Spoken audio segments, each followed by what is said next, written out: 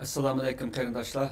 Bugun diqqatingizga yangi bir temani sunmoqchiman. Temaning ismi urush psixologiyasi. Bu tema albatta o'zinglar ko'rayotgandek, bilayotgandek, o'qiyotgandek dunyoda hozir yuz berayotgan ikki cho'ng ham dunyoning kelgusiga ta'sir ko'rsatadigan ikki muhim urushga qarta mening o'ylanışlarımның bir neticesi işki oldu. Ama aldığını ala ben bugünkü temamızdaki metodu süpte dep koyay. Ben bu uruşta kimden doğru, kimden hatalık doğru soğutalmayım. O başka bir tema.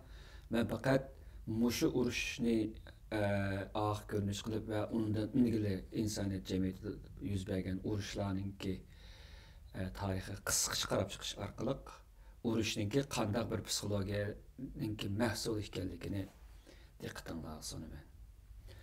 Xo'sh, avval biz bu temaga kirishdan ilgari urush haqidagi ba'zi bir chigish, murakkab odamni nihoyatda qiynaydigan ba'zi savollardan boshlayman. Bu urush nazariyasi to'g'risida nurg'unlagan kitoblar yozilgan tarixda.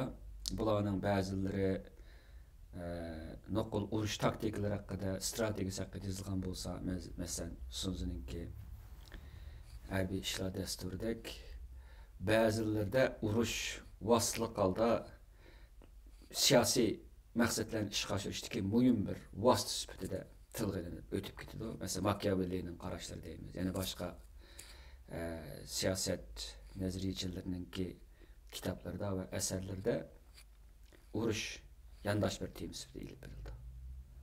Endi ba'zi temalarda masalan urush haqida yozgan ba'zi bir diniy va ilohiyatshunoslarning ba'zi asarlari bor. Bularninki din haqida yozgan kitoblarning ichida urush haqida to'xtalib o'tib ketgan yerlar bor. Masalan, buningda ba'zi bir Hristiyan mutafakkirlarninki adil urush deydigan bir qarashi bor.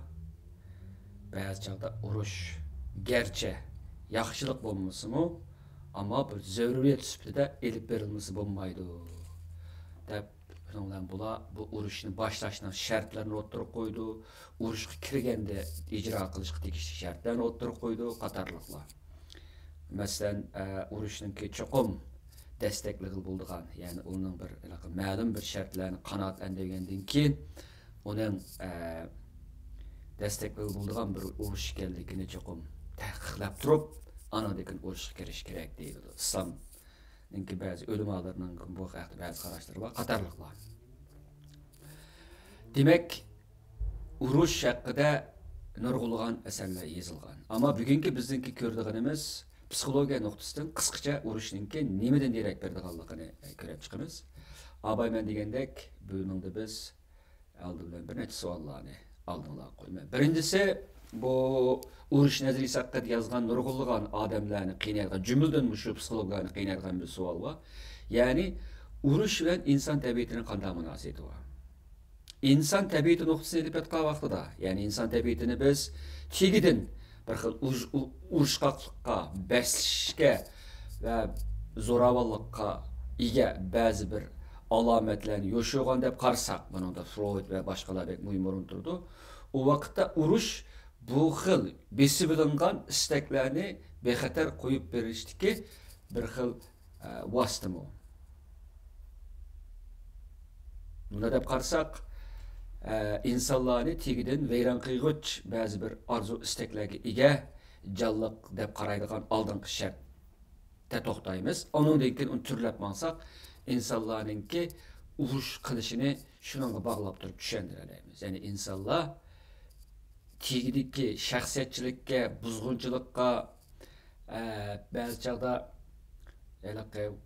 zo'ravonlikqa to'lgan bir jonliq.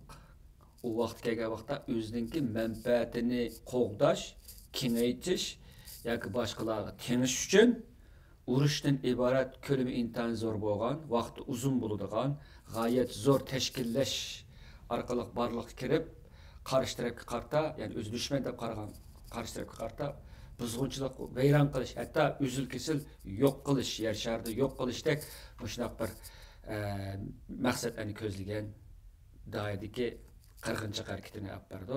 Buni biz urush deymiz. Endi inson tabiatidan chiqib aytgan vaqtimizda inson tabiatida ashxil buzg'unchilikqa to'lgan arzu istak bo'lsa, albatta urushni bundan tushunishga bo'ladi. Unda bo'lgan vaqtida biz bu oldingi shartni oldiga taqdimmo tushirsak, shunday bir odamni bearam qiladigan va umidsizlikka patiradigan bunda bir yakunga erishimiz. Ya'ni agar urush insonning tabiatining bir qismi bo'lsa, u ningdan saqlanğılı bo'lmaydi. Yani insan biz mevcut ekanmiz, bizde bir-birimizni ve ahirda o'zimizni vayron qilish mumkinchiligi bo'lgan bundaq arzu istaklar bo'ladi ekan, urushdan saqlanğılı bo'lmaydi. Biz urush xumarjonliklarmiz deyishga majbur bo'lamiz. Ammo bu yerda buningga qarshi yana boshqa bir misollar bor. Masalan, bu şu insonshunoslar tarafından berilgan ba'zi tadqiqotlarda ko'rilgan chorvachilik bilan ovchilik bilan shug'ullanadigan jamiyatlarda urush kamdan-kam yuz berilgan. Hatto hozirgi zamonda 21-asrda ovchilikla yashaydigan ba'zi bir eng oxir qolib qolgan 20-dek to'pluq bo'ladi ekan yer sharida. Shularga qarta elib borgan tadqiqotlarda urush asosan yuz bermaydi ekan. Bu uyning ichidagi majra, jidal majra, mahalladagi jidal majra, hatto jutta 30 jidal majrani keskin ma'nodan urush deyishga bo'lmaydi. Abay deganimdek, urush deganimiz do'stlar dushman deb ayrilgan ikki tarafninki o'zidagi barliq imkonlarni yoki zaruriy imkonlarni safarbarlik keltirish va sarf qilish orqali qarshi tarafni mag'lub qilishni ko'zlaydigan uzunga so'zilgan strategik ahamiyatga bir xil zo'ravonlik harakatini ko'rsatamiz urush degan vaqtimizda. Endi bu ovchilik bilan shug'ullanganlarda bunda bir narsa bo'lmaydi ekan. Ham birsi bularning jamiyat o kadar taraqqi qilgan jamiyat bo'lmaydi. Texadami muhim agar biz abayqi bizningki Freudlarning va boshqalarning nazariyasiga solsak, ovchilik agar shu insonning tabiatida zo'ravonlik bo'lsa, u zo'ravonlikni qarta bir maydon hozirlab beradigan bir vosita, ya'ni hayvonlarni o'ldirdi. Ular odamlarni o'ldirgan qaraganda hayvonlarni o'ldirdi. U vaqtda biz yanıla bu misol bilan insonning vujudidagi zo'ravonlik xohishlarining bog'lig'ini iborat oldingi shartni rad qila olmaymiz. Ya'ni boshqalar deydiki, u zaman ular o'zligi bu xohishni dal shu hayvonlarni o'ldirish orqali şu qonxo'rlikni bosirdi deyishga bo'ladi. Ama bazı yana boshqa jamiyatlarga qarasak, masalan bu ovchilik jamiyatidan keyin biz dehqonchilik jamiyatini ko'ramiz va boshqa jamiyatlar bor, ammo uning taraqqiyoti dehqonchilik jamiyati. Dehqonchilik jamiyati kelgan vaqtida, ya'ni buningda 8-10 ming yillar ilgari kelgan vaqtimizda urushningki insoniyat jamiyatida boshlanganligini va uningki davamlıq elib berilayotganligidan iborat bunda bir yüzleşini görərik. Hozir davamlaşatdigan urushlar. Demak, buningdan biz bu dehqonchilik jamiyatiga kelgan vaqtimizda insonlarningki ma'lum yerda to'plashib o'tiraqlishi, ularningki bir qismlarininki ma'lum bir material jihat ustunlik, ya'ni zamin va mal boylik jihatda ustunlik ega bo'lganlik va ularningki barlar bilan yo'qlar o'rtasida bir o'xshamagan bir guruhlarni yoki sinflarni tashkil qilayotganligini, shuning bilan buning ustida biz tunji qatim bir xil tabiiy sistemasining shakllanganini ko'ramiz. Shu tabiiy sistem shakllangan vaqtda zimindorlar bilan shu zimindorlar ishlaydigan ikki tabiiqning o'rtasida bu jamiyat taraqqiy qildi. Shunlar zimindorlar ustidagilar o'zining zaminini, boyligini, shuhratini va boshqa narsani kengaytirish uchun xo'shnis zimindorlarga yoki yiroq yerdagi zimindorlarga qarshi keng ko'lamlik urush ochdi. Bu vaqtda biz dehqonchilik jamiyatiga kelgan vaqtimizda urushningki ma'lum bir xil moddiy va ma'naviy shart-sharoitlarga ega bo'lish kerakligini tushuna olamiz. Ammo shunday bo'lsa-mu, hamma bu dehqonchilik jamiyatlari urush kirib ketmegen, gerçi köpüncüsü kirib ketken bolsunmu, yani onun üstüne nurgun yıllar ve asırlarda bazı rayonlardaki halklar yoki devlet to'lib yaqin hukm bu. Ular tinch yashagan. Masalan, bu yerda bir g'alati bir misol bor. Masalan, Yevropaninki oldimizdagi 2000 yil bo'libmi, shu o'ttir asr vaqtida nəhayət zor dərəcədə uruş qaqlıqda nam qazanğan Vikings var. Vikings dediğimiz aşı Avropanın şimalındakı millətlər. Ular keyin o Rim imperiyasiga qaqshaq zərb berdi. Neçə qətim Rim imperiyasini sarasam kisələr hücum qılıb gəldi Rim imperiyasiga. Keyin ularning ta'siri bək cho'nqur Yevropada. Amma şu modernlikqa kirgandan keyin Yevropa biz Vikinglarninki nəhayət tinchlikparvar bir xalq aylanganligini ko'ramiz. Bo'lapmi shu yaqinqi 3-4 yil ichida Vikingning kulturasi qurilgan davlat, masalan, Shvetsiya deymiz, Norvegiya deymiz, Daniya deymiz. Bu nimani ta'sirchi qo'yganmi? Skotlandiya boshqalarga bularning ta'siri. U yerda biz cho'ng ko'lamlik urushlarni ko'rmaymiz. Demak, bu yerda agar urushninki ashu zo'ravonlikninki arzu istaklari tug'um bo'ldi desak, odamlar har vaqt urush qilmar olmaydi. Yani kollektiv, shunaqa tavashi kollektiv, u tavashi kollektivmi har vaqt urushni istab urush qilib yurmaydi degan gap. Masalan, Yevropa birligiga qarasaqmi, Yevropa birligi 2 dunyo urushida Yevropa devletlerininki bir-biriga qartilgan o'chmanligi, qirg'inchiligidan vayron bo'lgan Yevropani qutqizish uchun qurilgan bir birlik deymiz-ku. Gerçi onun aksini nurg'ulg'an murakkab ishlar bo'lsa-mu, mush nuqtaga tugallasak ishni. Amaliyotda Yevropa birligininki Yevropaning ichidagi davlatlar an'anaviy raqib davlatlar, masalan, Angliya bilan Fransiya bilan Germaniya qatorliqlar o'rtasidagi urushni cheklab ularni o'rtaq bir g'oya, ya'ni Yevropadagi xalqlar, ya'ni Yevropa birligiga tabi xalqlarninki tinch va taraqqiyotda birga yashashini qo'lga keltirishdagi muhim bir siyosiy mexanizmlar rolini o'ynayotganligini ko'ramiz. Demak, tinchlikni ma'lum jihatdan ishga oshirg'ili bo'ladi deyishga bo'ladi bundan. Endi yana bir qarash bor. Bu AB'ye qarashninki davomi yoki uning parallel deyishga bo'ladi. Ya'ni bu urushni yavoyla olib boradi. Urush yavoylikninki mahsuli deymiz. Ammo 20 asrda Yevropadagi eng madaniyatlik, eng falsafiy millat deb qaralgan Germanlarninki ikki dunyo urushini olib birishi bu bizningki bu qarashimizni rad qiladi. U cho'qim yavoylik, urush qilmaslik, madanilik, urush qilish yavoylik degan bunda oddiylar ikkilamchilikni rad qiladi. Amaliyotda masalan biz Natsist Germaniyasininki üstünki qatlamidagilarning jumladan Hitlerning atrofidagilarninki IQ'siga qaraydigan bo'lsak, ularning IQ'si favqulodda yuqori. Ya'ni ular favqulodda aqlliq insonlar. Hitlerning 140 necha deymi IQ'si, u favqulodda yuqorida. 1% yer shardagi 1% insonlarninki nimasini o'z ichiga olgan bir xil naydi az uchragan talantlar yig'ilgan bir rahbarlik qatlam bor. Anadan keyin biz nimani ko'ramiz? U qadimga qaytsak, Greklarninki Alexander, Buyuk Alexander yoki Zulqarnayn deymiz-ku biz.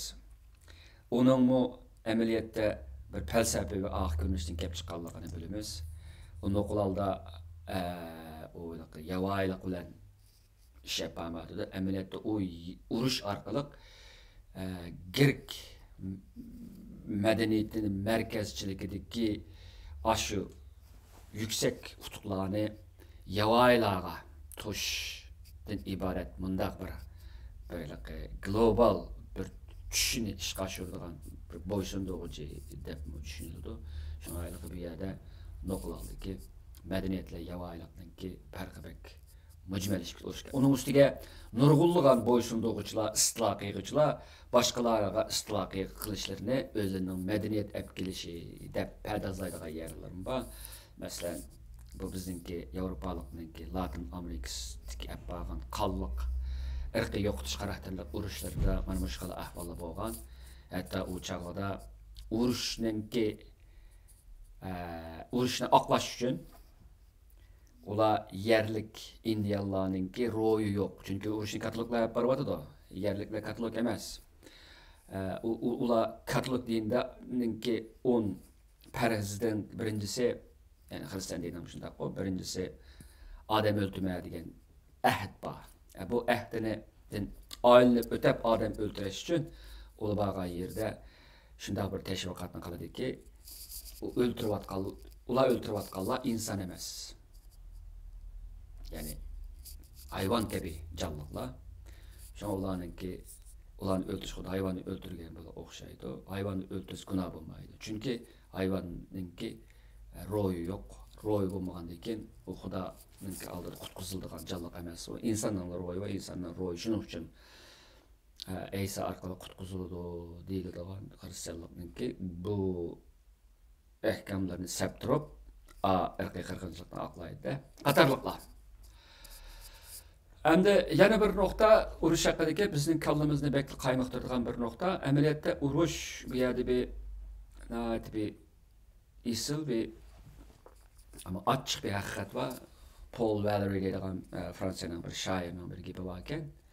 Yani urush deganimiz bir-birini tanımaydigan kishilarninki bir-birini tanıydiganlarning manfaati uchun bir-birini keng ko'lamlik o'ldirishini ko'rsatadi deydi. Endi urushga kelsak, haqiqatan urushda bir ikki qatlam bor deymiz. Birisi urushni qo'zg'ovchilar. İkincisi urush qatnashuvchilar. Oddiy qilib aytsaqda, ko'pincha ahvollarda urushni siyosiy yo'llar qo'zg'aydi. Ko'pincha ahvollarda ba'zi boylar yoki bankirlar, boshqalar qo'zg'aydi. Ammo hech bo'lmasa o'ttirga chiqib o't quyruqlik qildigan, boshqalarga tashviqot olib beradigan, boshqalarninki qinini qizitib, urushga so'rab ketadigan. Ko'pinchisi parda qistirdigan yoki parda oldiga chiqarilgan siyosiylar bo'ladi. Ama ular urushga kirmaydi. Urushga kiradigan boshqalar. Ular keng ko'lamlik oldi urushga kirdi, ham qarshi taraf bilan hech qaysini tonimaydi yoki ko'pinchisini tonimaydi. Hem ular bilan hech o'ch adovati bo'lmaydi. Ham urush psixologiyasininki insonning kallasini qattiq qaymoqtiradigan biri qandoq ular birsi hayotida bir odam emas, hatto bir to'xini o'ldirishda qo'li titraydigan odamlarni, boshqa odamlarni o'ldirgan vaqtda ko'zni mit qilib qo'ymaydigan qotillarga aylantirib etkili bo'ladi. Qandoq qilib hayotida ko'rib bakmagan insonlarni, bir-birini ko'rib bakmagan insonlarni, xuddi Paul Valery degandek bir-birisiga dushman qilib selib etkili bo'ladi. Albatta bu yerda biz bir ideyani kuchini ko'ramiz, ideologiyaning kuchini ko'ramiz. Dini qizg'inlik, dini asabiylikning kuchini ko'ramiz. Siyosiy qudratlilik va aldamchilikning kuchini ko'ramiz. Yolg'onchilikni ko'ramiz. Ba'zi chaqda urush yolg'onchilikdan boshlandi. Eng oxirida haqiqatdan to'sildi yoki to'xtatildi. Ba'zi chaqda yolg'onchilikdan boshlandi, yolg'onchiliklar oxirlashdi. Andan keyin tarix tushgan vaqtimizda biz yangichininki bütün yolg'onchiliklarni rasmda o'qiydigan bo'lamiz. Qatorliqlar. Andan keyin bu kadar urushga kirgan odamlarning ichida, masalan, urushni biz kelgusini yaratish, masalan, shu ma'lum bir ideologiya deyilgandek, shu to'plikninki manfaatini chiqish qilish va kelgusini yaratish desak, shu kelgusiningki eng muhim va'dalarini to'shiydigan yoshlar, shu kambal, shu aqlliq, shu g'oyilik, shu yoshlar urushningki eng chong qurbonlarga aylandi. Ularning oilalarini qo'yib qoldiradi. Ularning jamoatini qo'yib qoldiradi. Bu jihatdan urush o'zidagi va o'zining dushmanidagi eng munavvar, eng jangovar, eng qag'ildigan, eng g'oyilik ashu bir to'pni vayron qiladi. Bu oxirsida o'z-o'zini vayron qilishninki yana bir xil shakli sifatida o'tiradi. Unda vaqtda psixologiyada buni tushunish intan qiyin. Qanday qilib bu urush insonni oxirisi o'z-o'zini o'ziga vayron qilg'izadigan g'oyat zo'r bir qirg'inchilik mexanizm bo'ladi. Deyish bo'ladi. Andan ba'zida biz yana ko'rimiz urushninki ko'pinchisida biz bir nimaga kirgizilamiz, bir guruhlarga do'st dushman deydigan bir ikki guruh ayrıladi. Siyasetning tug'ilishi shunday bo'ladi-ku, do'st bilan dushmanning ayrilishi. Ba'zi chaqda biz uzun yillik, asrlik dushman bo'lishimiz mumkin, xuddi Uyg'urlarning Xitoylarga o'xshash misol. Ba'zi vaqtlarda biz vaqtliq do'st bilan dushmanga aylantirishimiz mumkin. Ma'lum bir xil. Masalan, Amerika bilan Vyetnam, Amerika xalqi bilan Vyetnam xalqi deyli. Tarixda bir adavati yo'q.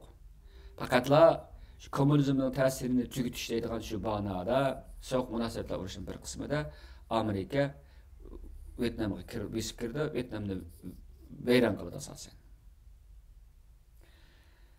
Kambodjada shu va boshqalar shu. Demak, bir-birisiga dushman bo'lib boqmagan ikki xalq, ikki davlat tuyuqsiz ma'lum bir siyosiy ehtiyoj yoki siyosiy o'yinning qurboniga aylanadi.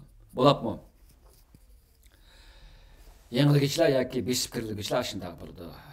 Buningdan biz o vaqtdagi tashviqotga qarasak, nihoyatda cho'chiymiz. Ya'ni bu tashviqotlarda men nima deyman? Qarshi taraf dushman alvaslashtirilgan. İnsansızlaştırılgan. Qadimdimi bu shunday bo'ladi.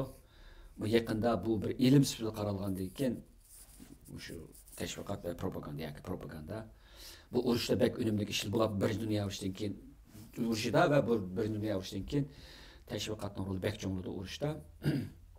O'sha orqali biz ikki qashqa, ikki guruhga dushmanlashayotgan ikki tarafga aylanamiz. U vaqtda bizdagi qatillikqa qarta bir günah duygusu, biz öldürüvatkan adamlarga nisbeten bir şefkat duygusu o'rin kaldırılmaydı. Hoş, bu mana bizdeki kallamizni nihoyatda qaymoqtiradigan savollar. Hamda masalaning asosiga kelsak, biz nima uchun urushga boramiz? Qanday urush qilamiz? Urushning ta'siri qanday bo'ldi? Mushu 3 savolni bugun qisqacha o'tab ketamiz. Ya'ni nima uchun urushga boramiz? Urushni qanday qilamiz? Urushga qarta qanday inkas qaytaramiz? Urushga berishning sabablari intayin. Avval qisqa o'tab ketgandek, pul, dunyo yoki mol mulkni ko'paytirish, imkonlarni ko'paytirish, nom qozonish, qahramonlik yaratish, ayollarni qo'lga keltirishga tirishish yoki zaminni kengaytirish, zaminni besimish qatorliq sabablar urushning asosiy sabablari bo'ldi. Bu ma'lum jihat ilib o'tgan vaqtda insonninki shaxsiyatidan barliq keladi, ochko'zligidan barliq keladi va insonninki qanoatsizligidan. Hem boshqalarninki mol dunyosini o'zining qilishdek istikini bildirir. Bu yerda bir ayollar nuqtasida bu qiziq bir gap bor. Bu biz nurg'unlagan urushninki qarshi tarafninki ayollarni qo'lga keltirish, ayollarni ilishdek mundaq bir mudda maqsad ustida qurilganligini ko'ra olamiz. Shuning uchun ayollar va bolalar bo'libmi? Bolalar o'tirib tursin va ayollar kerak. Ayollar urushninki eng chong qurbonlarga aylanadi. Urushni erlar qiladi, oxirgi ziyon ayollar qoladi. Bo'libmi qadimda davrlarda, o'ttir asrlarda shu ko'pincha shunday bo'ladi. Ya ular tul qoladi, ya bo'lmasa besib kelgan qo'shinninki oldingi qurbonlarga aylanadi. Chunki erlarninki sepi yemirilib dushman besib kelgan vaqtida ayollar shafqatsiz muamele. Mesela 2. Dünya urushida Berlinda ve şunun etrafındaki yerlerde aslında bosqinchilik uchirmagan ayollar qolmaganken bunga besib kirguvchi Sovet ittifoqining qo'shinlari va boshqalar bu tarixda ko'p yozilmaydi, ama o Germaniyaninki urushda to'lagan badallarining ichidagi eng chong badallarining birisi ayollar to'lagan badallar. Endi bolalarninki shunday bo'ladi. Masalan, bolalar xudo onalarga va boshqa ayollarga o'xshash jamiyatdagi eng ojiz bir guruhga tava bo'ladi. Ular bir tarafdan hozir bo'lyotdi. Masalan, Isroiliya bilan Falastin o'rtasidagi urushda har shekil taraf bolalarning qirg'inchiligini propagandaga ishiltish orqali, tashviqotga ishiltish orqali, yesdoshlik qo'zg'ash, texnik muhimi o'ziningki kılıvatkan uruşunu aklaş için tacavuzluk onun karıştırışını aklaş için kullanıvatıdı. Balla propagandanın kurbanı bulaştın sır teqdim içinişliği bombalarının ki bulapın Gazadaki balla bombalarının kurbanı kaynatıdı. Bu neme demiş şundak vaqa Ukrayna bilen Rusya 32 uruştu şundak bolup hazır. Onun üstüge uruşninki yana bir en çok talabetlerinden birisi mesela o 90% ahale uruşdan zeyni uçuraydı. Ahale askerlerimiz. Bu otur hesaplaşında buldu iken her kandak uruşta. Demek ki onun gerçi uruşta ma'lum bir maksat, ma'lum bir nişan abay deganimdek ishlar ko'zlansimi, ammo eng oxirisida ziyon tortadigan yana xalq bo'ldi. Ya'ni bu yerda asosan keskin desak g'olib qolmaydi. Andan bu yerda yana bir gap bor. Bu shu ingliz tilida aytiladi. Ham yaqinda Şüqas Nazirçilininki muhim qarashlardan birisi bo'lib, hozir bo'lib atgan urush ikki rayonda bo'lib atgan urushni aqlashdiki va uni tushuntirishdiki muhim bir nazariyaning birisi, ya'ni barliq urushlar bankerlarning urushi degan bir qarash. Bu Şüqas Nazirçilininki asosi Napoleonning urushi va uningdagi boshlanib kelgan barliq urushlarning hammasini globalistlarninki urushi, ularninki mal dünya toplaş urushi, yani şu vaqtdan tatip bankerlar her şey tarafga pul qaz berish orqali juqurishim bilan, çünkü urush g'oyat zo'r chiqimliq bir operasyonga kirdi. Her kuni her soatda degidek necha million dollar sarf qilinadigan gap.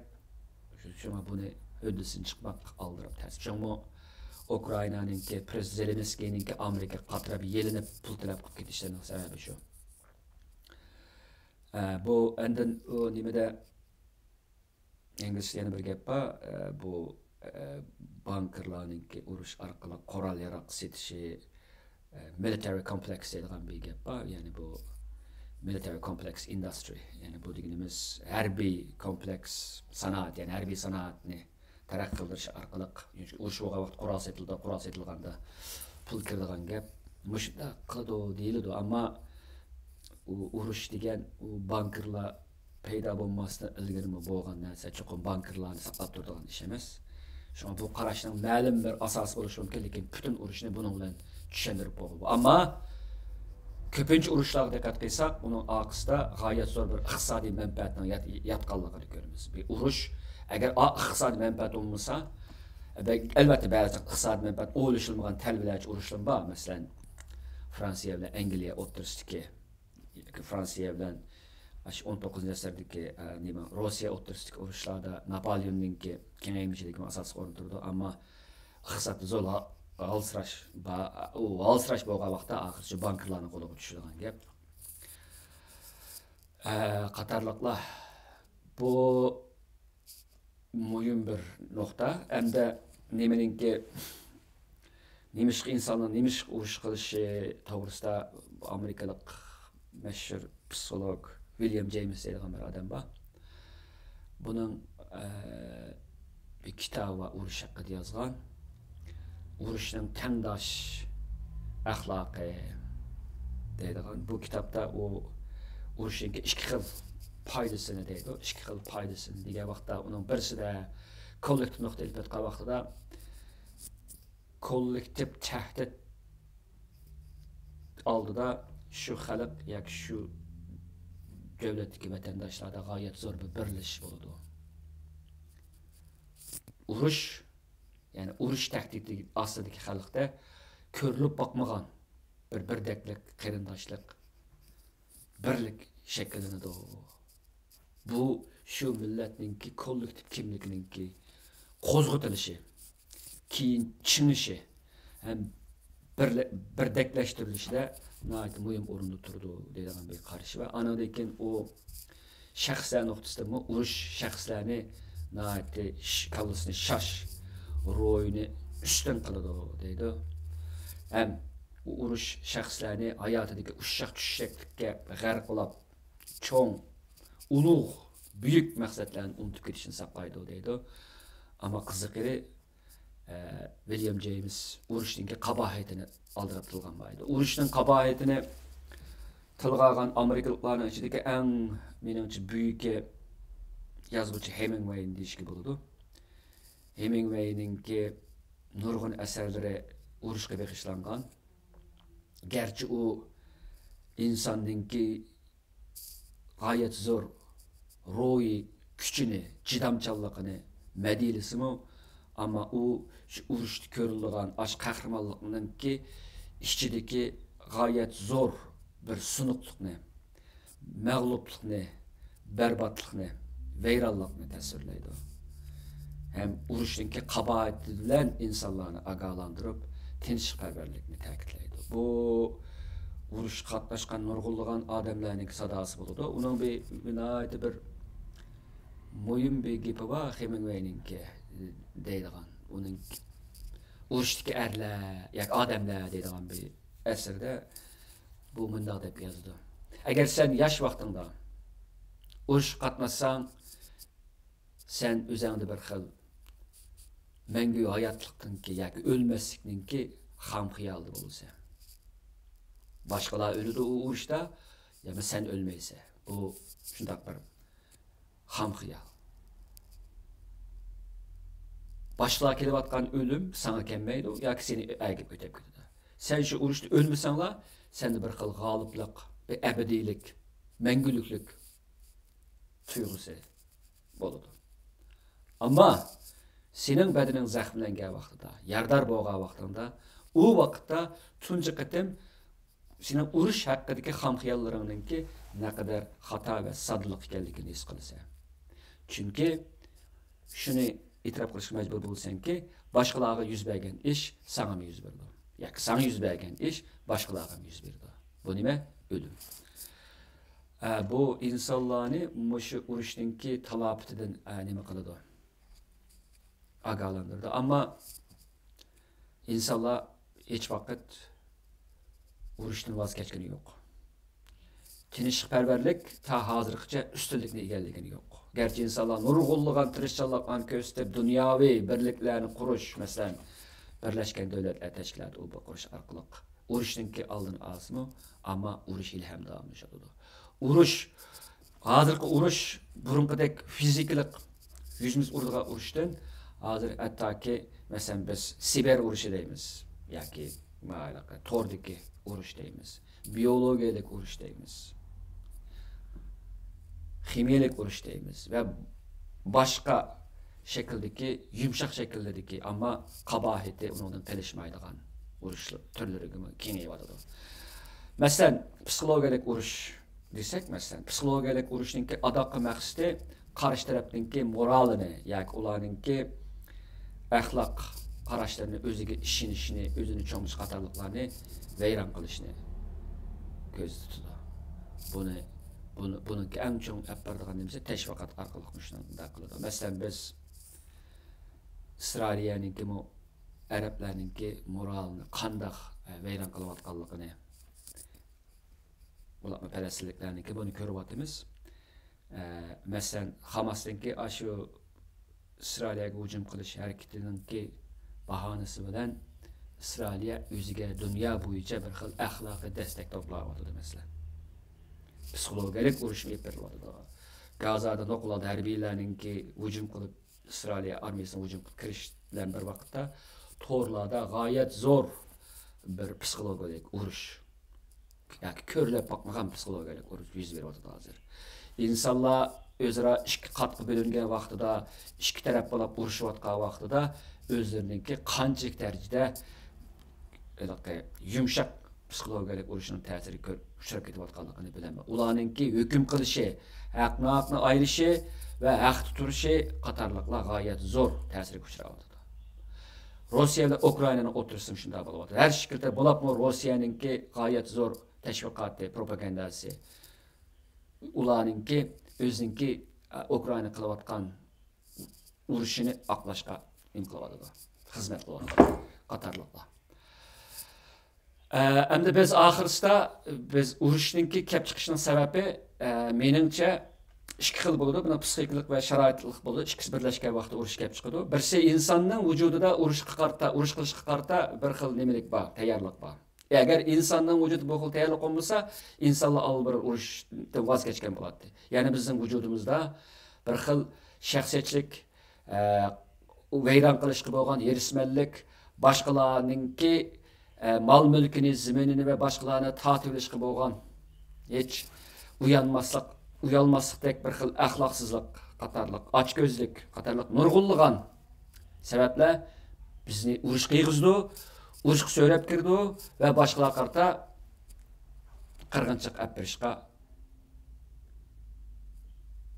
destek bo'ldi. Ana ikkinchisi sharoit nuqtasidan ba'zi vaqtlarda biz garchi urushni xohlamasakmi, ammo nimaga uchirsak, besib kirishga uchirsak, tajovuzga uchirsak, bu vaqtda urush qilishga majbur bo'lamiz. Xuddi Uyg'urlar aslan Xitoylarningki 49dagi qo'shinlari bizga amaliyotda tajovuz qilib kirgan. U bir urushning zaruriyati bo'ladi. O'zimizni ozod qilishning zaruriyati. Bizda undaq bo'lmadi-ku. Ammo boshqalarniki desakchi tarixda bunday misollar yamanjiq. O'zining davlatiga qarshi turib besib kirgan vaqtda albatta uningga qarshi bir nim bo'ladi. Bir qarshilik bo'ladi. Masalan, Aljeriyada bilamiz. Aljeriyaga Fransiyaning qo'shinlari besib kirdi. Fransiya taki 60-yillarning boshlarigacha Aljeriya Fransiyadir degan mushtashvaqatlarni apadi. Nurg'unlagan odamlarni o'ltirdi, qarshi chiqqan, mustamlikaga qarshi chiqqan odamlarni shafqatsizlarcha bosdi. Shu vaqtda Fransiyadagi nurg'unlagan donglik ziyolilar maqolalarni bulabmi saqt maqolalarni yozish orqali Aljeriyaning Fransiya emasligini, Aljeriyaningki o'zining taqdirini o'zi belgilash huquqining borligini, mustaqillik huquqining borligini o'ttirg'a qo'ydi. Shuning bilan Fransiya oxirsida bu tashviqotlarda Fransiya hukumati bo'lib, bu tashviqotlarda yengilib, keyin buning o'qish harakati bo'lib ketdi. Texnik muhimi Aljeriyaning ichki qismida mustaqillik bo'lgan sada kuchaydi, ham qarshi harakatlar ko'paydi. Buning bilan mustamlikachi armiya va mustamlikachi hokimiyat bu yerda uzun tuttirib turolmaydiganlik ko'z yetib, oxirgi nimada chiqishga majbur bo'ldi qatorliqlar. Bu shunday endi bu urushni garchi Aljeriyaliklar, Fransiyaliklar urushmaydi. Agar Fransiyaliklar hujum qilib uni besib olmagan bo'lsa, bunda bir urush bo'lmaydi. Ammo u besib olgandan keyin besiblangunchininki o'zini qo'g'dash nuqtasidan urush olib berish haqqi bor deb qarashga bo'ladi. Demak, bular urushninki nima uchun, ya'ni bizning nima uchun urush qilganligimizniki qisqacha bir tahlili. Endi urushda nimalar bo'ladi? Ya'ni urushga kirishda biz odatda ko'pincha hollarda bunda 3 omilni bayqaymiz. Birincisi tahdid sezgisi. İkincisi bununla inkas qaytırış. Üçüncüsü ise urushga kirish. Tahdid degan nima degan gap? Ko'pincha urushlarda bir dushman yaratildi. Bu dushmanning tahdidi reallikdan g'alqib turib ko'p turildi. Oxirisi shunday yo'l bordiki, ya u yaşaydı ya biz yaşaymiz. Eğer onu öldürmesek o bizi öldürdü deydi. Ameliyatda mı urushdi mu? Dal shunday bo'ladi. Urushga kirdik mi? Qarshi tarafni öldürmesek, qarshi taraf bizni öldürgan ahvolga duch kelamiz. Shuning bilan o'zimizni qo'g'dash nomi bilan qarshi tarafni shafqatsizlarcha o'ldiramiz. Bu urushning eng qo'rqinchli psixik mexanizmi mana shu. İnsanlarni agar bir-birini o'ldirmasa, o'zi aman qolmaydigan bir xil g'oyat zo'r bir hayotlik tahlikasiga tushirdi. Mavjudlik tahlikasiga tushirdi. U vaqtda inson o'zini qo'g'dash uchun cho'qim qarshi tarafni vayron qilishga majburlandi. Ham buni zaruriyat sifatida tushunadi. Endi qo'rqinish tarafi bu tahlikaninki zaruriyat sifatida shu kollektivga qabul qildirilishi. Bunu qabul qildirish bektas olmaydi. Nimishqa? Chunki urushningki tubki qurilmasi shu. Har qanday urushda sen o'ltamsan, seni o'ldirdi. Mantiqi bu. Bundaq bo'lgan agar mushu tahlikalar yaxshi o'ynalsa, u qadar tinchlikparvar xalqmi urushni oldirib rad qilolmaydi. Әмді урышныңки ig'vogarlari dal mana insondagi mana shu omilni qo'zg'atdi. Endi tahlikadan qo'rqish bilan qo'rqish omili bor. Bu qo'rqish nihoyatda usluq bilan o'ynaldi insonning vujudiga qo'rqish. Ya'ni dushmanninki ko'ptirilishi, dushman tahdidininki haddidan ziyoda kuchaytirilib tashviq qilinishi uning qarshisidagi xalqning yuragida g'oyat zo'r qo'rqinchni shakllantirdi. Bu qo'rqinchda ular yo taslim bo'lishga oldiraydi, yo qarshi turishga kuchaydi.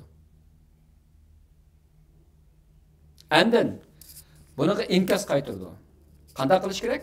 Abay deganimdek, ya taslim bo'lishga menish kerak, yoki uni qarshi turish kerak. Masalan, biz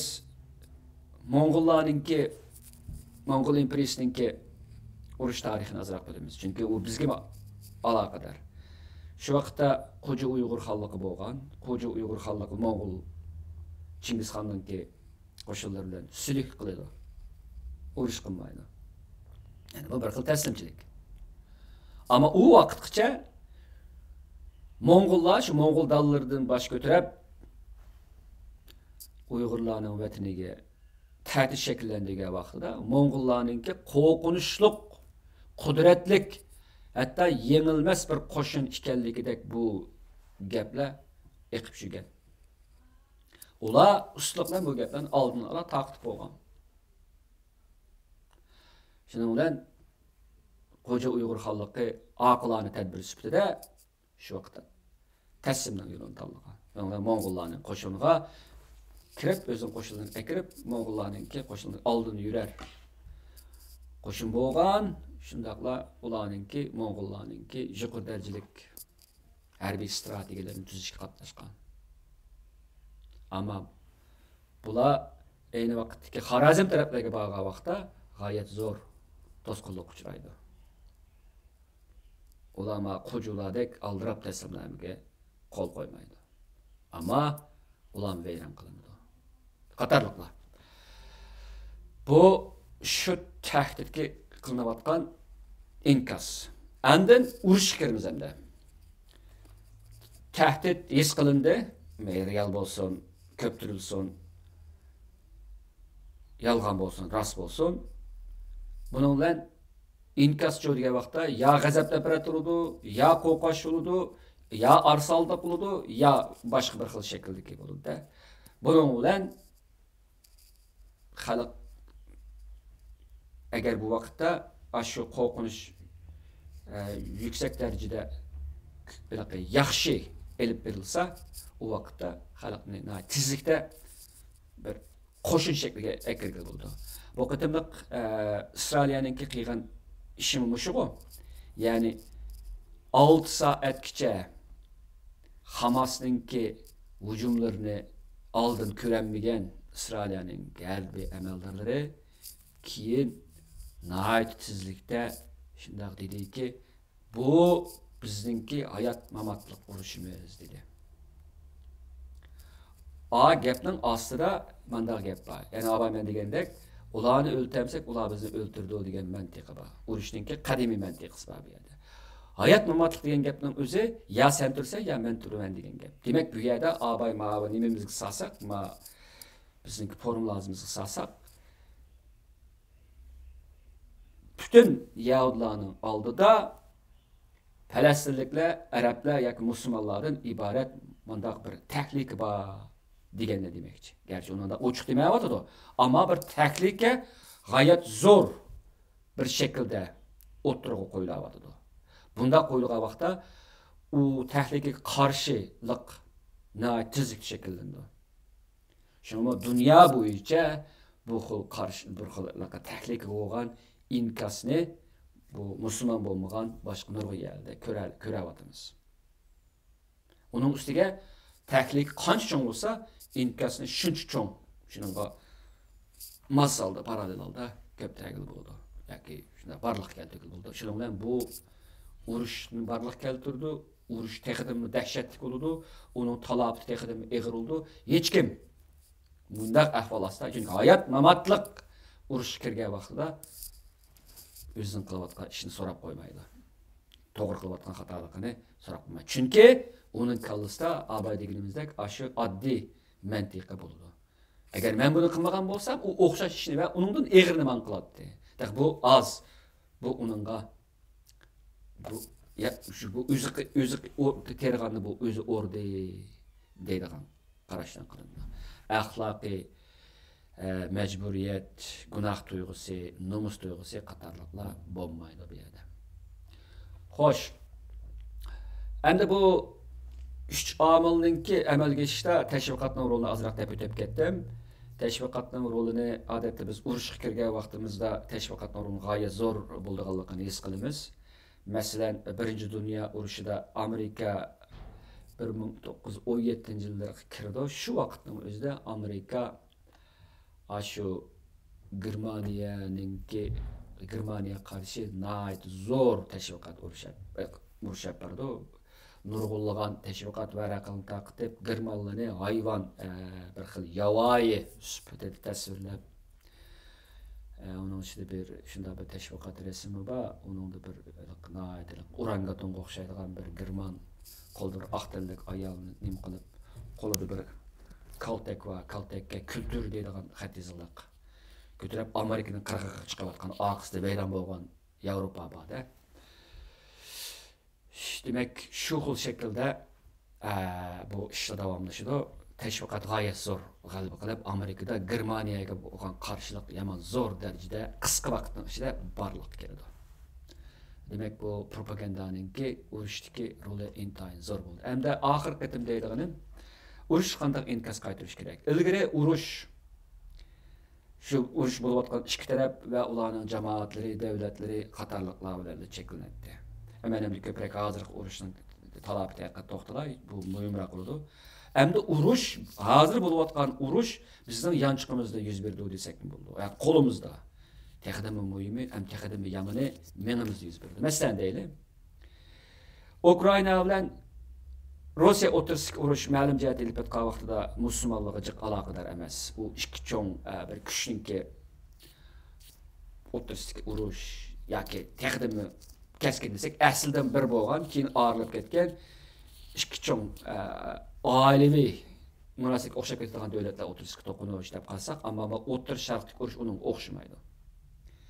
Ya'ni bu Isroil bilan Falastin o'rtasidagi urush dunyodagi Hristiyan yani Judeo-Kristiyan deymiz o, yani Yahudi Hristiyan dünyası bilan İslam dünyası o'rtasidagi ahli salib urushning keyingi g'oyat zo'r bir urushninki o'chmanlikninki, xato tushunishninki, tarixiy o'chadavatninki qayta o'tirib chiqishi bo'ldi bu. Shunga buning ta'siridan ko'pincha odam qutlanmaydi bunday qilgan vaqtda. Ham buning ta'sirini oldirib yo'qolmaydi.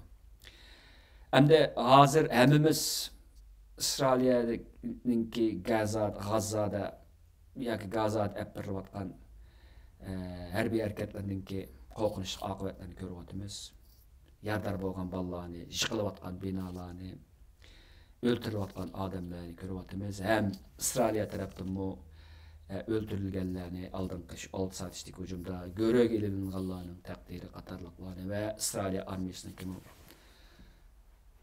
ma'lum doiradagi hujum ishtirokini ko'ryapmiz. Endi bu urushning agar Hezbollah aralashib qolsa, buningki Livan va hattoki Eronga kengishi, hatto bu kengishda yadro qurollarini ishlatish mumkinligini nazardan saqit qilinmaydiganligini qilyapmiz. Bu urushning o'zi amalni psixologik ahvollarga kelsam, bu xil qo'rqinchli urush manzaralari ilgari yani bundan bir 50 yıl ilgari biz ko'rmaydigan bir yerlerde bo'ladi. Faqat urush qatnashayotganlar ko'radi. Ular urushdan qaytib kelgandan keyin ko'p hollarda ro'yjatda ig'ir asoratga tushadi. Buningda PTSD deydigan bir kasallik var. Keyingi stres qalayimqanchiligi deydigan. Bu urushda qatnashayotganlar, urush vaqtiga jiddiylik, urushdan qaytib kelgandan keyin bo'shimay, u odam davomli jiddiy holatda yashab günlük hayattaki normal psixik kabiliyetlerini işiltenmeyden bulup kılıp psikisellik haline getirdi bu. Hazırki ahvalda mı biz bu xil psixik veyrancılıkninki vasıtılık qurbanlarga aylanıp urush qatnashayotganlarninki hayotini va ularninki mingisini vayron qilib qolmay, psixikasini buzib qolmay, balki uni ko'rayotgan yoki uningda taraf tutayotganlarninki psixikasini vayron bo'libmi, aciz o'rin turayotgan, yengiladigan yoki yengilib qilish mumkinchiligi ko'proq bo'lgan, dunyoviy yordamda nasibasini oz elayotgan taraf bo'lganlarninki psixik jihatda tortadigan zulmi texdimi ko'p bo'ladi. Anandan keyin biz soddalik bilan dunyoninki adolatini kutsak, xuddi o'zimizningki Uyg'urlik irqiy qirg'inchilikka o'xshashda, agar dunyodan bu adolat kelmasa ham kelishini ta'sirdi. Bu vaqtda psixik jihatda texdimi vayron bo'lamiz. Masalan, bu nimadan bu misol sal jiroqroq o'xshaydi. Bunga masalan mush nimada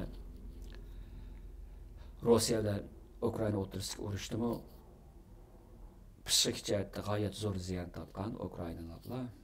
Rossiyaning qilgan urushning talafotlarini Rossiyaning ichki xalqqa bilindirmaslik, shu orqali ularninki moralini, qo'llashini tushirib etmaslik, ularning psixik jihatda zarbasini azaytishni maqsad qilgan bo'lsa, bu nimaninki Ukrainaning unda bo'lmagan, Ukrainaninki buni bilib turgan, masalan buningda rasmlar bo'lgan, videolar bo'lgan, boshqalar bo'lganda. Bu psixik ta'siri g'oyat zo'r bo'lgan. Zade ikkidan birsigidek psixik zarbaga uchragan Ukraina tarafdan. Ammo bunisiga eng og'ir zarbaga uchragani qanday kishilar bo'lgan deganda, bular Rossiyaliklarni bunda qiladi deb o'ylamaganlar bo'lgan. Xuddi Uyg'urlarning orasida Xitoy bunda qilmaydi deb o'ylab turib, bu qabahatga yuzlanib qolganlar o'yini tiz ketgandek o'xshaydi. Shunga hamda saddılaça ma'lum bir adolatga ishinib ketishmi insonlarni ro'y jihatda g'ulab tushishini tezlatadi demoqchiman. Shu sababdan endi hozir mayli arab dunyosi bo'lsin yoki boshqa dunyo, bular arab dunyosi, ham musulmon dunyosi desak, bu hozir bo'layotgan Isroil bilan Falastin o'rtasida bo'layotgan urushning vahshatidan dahshat zo'r psixik qalamqa chiqib ketyapti. Bu to'g'risida qancha gaplar deyilyapti bilmayman, ammo meningki jiroqdan kuzatayotganim va nihoyat ansirayotganim mana shu nuqta. Shuning uchun bugun bu temani oldingizga chiqarib diqqatingizga sunyapman. Shunga diqqat qilishingizni so'rayman. Bu bir ikki gap bilan, bir ikki yil bilan yoki bir ikki cho'ng bir harakat bilan aldirab tugab ketadigan bir ish emas. Falastinliklar uchun buning ta'siriga birer yüzyıldan artık. Ben aniq vaqtini bilmayman, ama neçe evlat keladi bu. Gayet zor asaret bu. Ziminning vayron bo'lishi va quruqtilishi, kallaning vayron bo'lishi va quruqtilishini keltirib chiqaradigan narsa bu. Yomon qo'rqinchli bu. Endi boshqalarga kelsak, ularni vasliq ta'siriga uchrashlar va vasliq psixik qurbonlarga aylanadi. Uyg'urlar shunday o'xshaydi. Shunga psixik nuqtada elib etgan vaqtida men Uyg'urlarningki ko'proq bu ishlarda bek ichiga kirib ketmaslikda, o'zim kallarninki sog'lomlik uchun. Ammo kirman, men buning uchun haq tutib, men buning uchun kurash qilmayman desanglar, o'zingizninki tanlashi. Ammo o'zimizning dardi o'zimizga yetib oshadi. Psixik nuqtada elib etgan vaqtida men psixik nuqtada men o'shunchalik maslahatni berib o'taman. Bizden bunu neticesi vahşet var onunki. Çünkü bizdenki işçimizden ketadigan iş bir kural mı atanmaydigan, bir açığımızdan mı çıkaramaydigan, gazbimizni işçimizni biladigan, işçimizga jutadigan ahval bu texim qo'rqinchli bu. İşinin gümürlüşünü keltirib chiqardi. Maninki sirq partlash olsa, bizning ichki partlash bo'ladi. O'zimizning dardi yetib oshadi psixik nuqtadan da'vatiman. Urush shafqatsiz bo'ladi. Buningki eng chong shafqatsizlikning birisi onun ta'siri. Urush kallamızda davamlaşıdı. Urush kallamızda vayron qiladi. Hech zaman emlik urush hech zaman ma'lum bir psixik rayonga da shuyadli qapqanmaydi. U kallamızga ko'chidi, kallamızga davamlashdi. Milliardlagan odamning kallasi urush bo'lyapti hozir. Buning talabiti amalanga bo'ldi, eng og'ir butun insoniyatga bo'ldi. Bundaq o'ylasak bu yerde bir yengici bulmaydı. Hatta ki bir yerde mesela İsrail'in yansın değil, ya başkasının değil.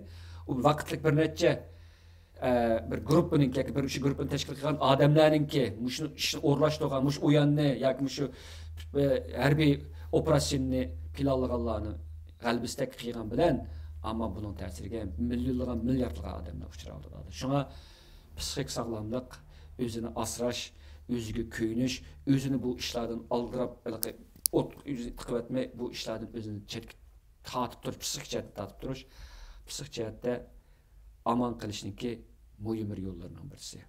Har kuni bu xabarlarni ko'raverish, bu xabarlarning ta'siriga uchraverish insonni o'zi bilmagan shaklda vayron qila oladi. Shunga eng oxirgi so'zim hozir urushning tan qabi, burunqidan qabi, vositasi bo'lsin, maqsadi bo'lsin va boshqa uning tashviqoti va uning ta'siri bo'lsin, tarix ko'rilib boqmagan darajaga ketyapmiz. Bizdek irqiy qirg'inchilik ketayotgan millat uchun bu ustlab keladigan bir xil psixik zulm bo'ladi. Ama zulüm bir kallaninki ko'tarish doirasi bo'ladi. Bir kallaninki zulmga uchirgandagi uning ta'siri bir taraf qilishda ma'lum qobiliyat bo'ladi. Agar bu qobiliyat olqib ketsa, kalla o'zininki funksiyasini yo'qotadi. Shunga kallangni asranglar, o'zingni asranglar, aman bo'linglar. Rahmat.